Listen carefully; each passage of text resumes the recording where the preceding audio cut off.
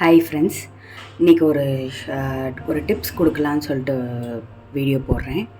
இப்போது வீட்டில் யாருக்காச்சும் சளி ரொம்ப ஜாஸ்தி இருந்துச்சுன்னா அதுக்கு ஒரு ரெசிபி பண்ணுறேன். அது பண்ணி சாப்பிட்டு பாருங்கள். சளி எல்லாமே வேகமாகவே சரியாயிடும். அதுக்கு நம்மளுக்கு தேவையானது இந்த பவுடர். இது பேர் சித்தரத்தைன்னு சொல்லுவாங்க.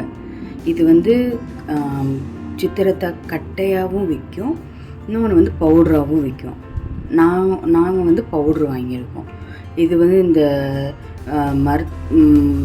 மூலிகை மருந்து விற்கிற இடத்துல கடையிலலாம் கிடைக்கும். மதுரையில் தேர்முட்டியில் கன்னடியார்ன்ற ஒரு ஷாப்பில் இது வாங்கினோம். இது பேர் சித்திரத்தை பவுடர். பார்த்தாலே தெரியும் எப்படி யூஸ் பண்ணணும்னு போட்டிருக்கு. ஸோ இது எப்படி யூஸ் பண்ணலான்றதை பார்க்கலாம். ஃபஸ்ட்டு நான் இதை சித்திரத்தை இதில் போட்டிருக்கேன். ஸோ கொஞ்சம் சித்திரத்தை பவுட்ரு போட்டுக்கலாம்.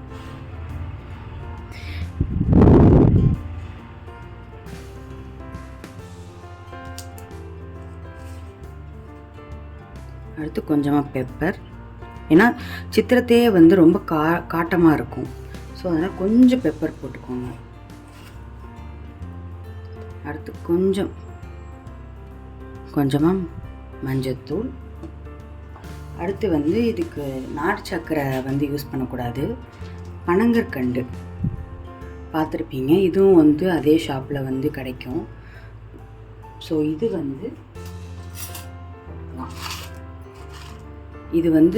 இருமல் இருக்கும்போது இதை சாப்பிட்டா ரொம்ப நல்லது. இருமல் கம்மியாயிரும். வெறும் பனங்கற்கண்டு மட்டும் சாப்பிட்டா இருமல் வராது. ஸோ இதோட இதில் போட்டுடலாம். ஸோ நெக்ஸ்ட்டு இதில் மில்கை மிக்ஸ் பண்ணிடலாம். இப்போது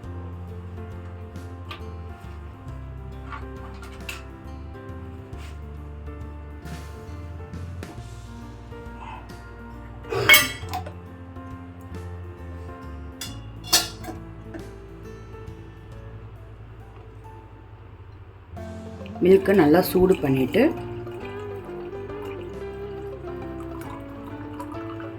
இதில் மிக்ஸ் பண்ணி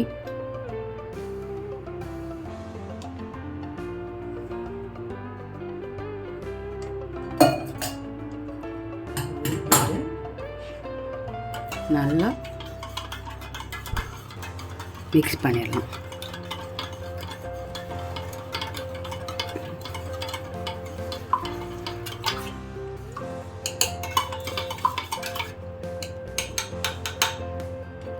ஸோ இதை கண்டிப்பாக ட்ரை பண்ணி பாருங்கள். காஃப் அண்ட் கோல்டு சீக்கிரமாகவே ரிலீஃப் ஆயிரும்.